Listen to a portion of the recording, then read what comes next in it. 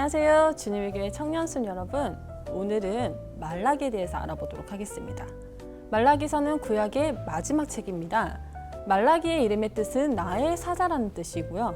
말라기는 느헤미야와 동시대의 인물이지만 화력은 느헤미야가 죽고 난 뒤일 거라고 추정하고 있습니다. 말라기 하면 3장 10절에 11조 하면 복을 받는다는 구절의 설교를 하도 많이 들어서 이것이 말라기의 주제인 줄로 아는 사람들이 많습니다. 하지만 그렇지 않습니다.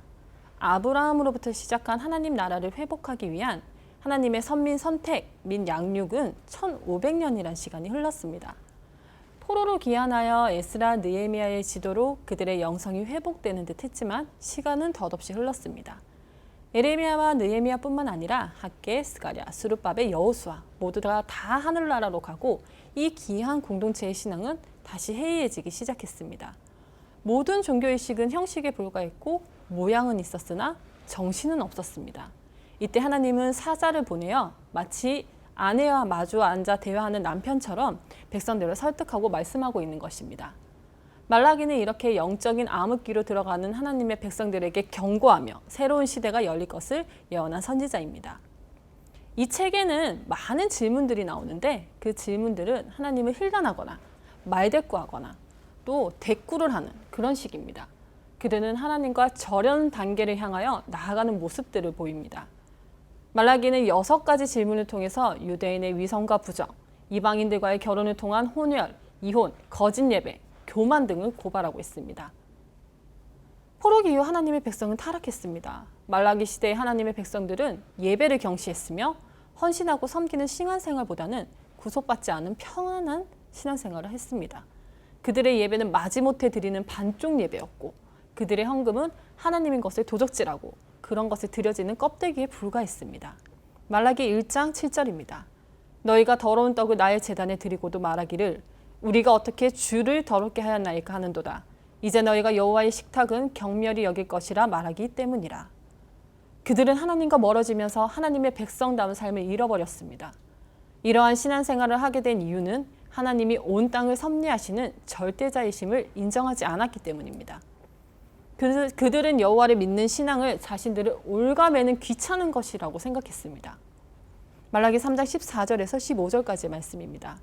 이는 너희가 말하기를 하나님을 섬기는 것이 헛되니 만군의 여호와 앞에서 그 명령을 지키며 슬프게 행하는 것이 무엇이 유익하리요. 지금은 우리는 교만한 자가 복되다 하며 악을 행하는 자가 번성하며 하나님을 시험하는 자가 화를 면한다 하더라 함이나. 말라기서는 그러한 신앙을 경고하면서 하나님께로 돌아와 온전한 예배와 예물을 드리라고 권면하고 있습니다. 하나님은 그런 자들을 통해 영광을 받으시며 그들을 축복할 것이라고 선포합니다. 하나님께서는 이스라엘의 무능력함과 교만함에도 불구하고 언약에 근거한 지속적인 사랑을 멈추지 않으셨습니다. 말라기서 1장 11절의 말씀입니다.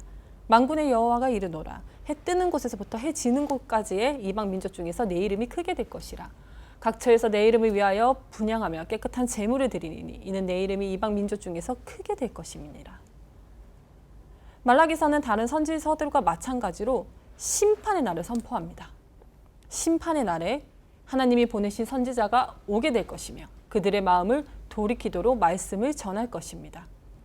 말라기서 3장 1절 말씀입니다.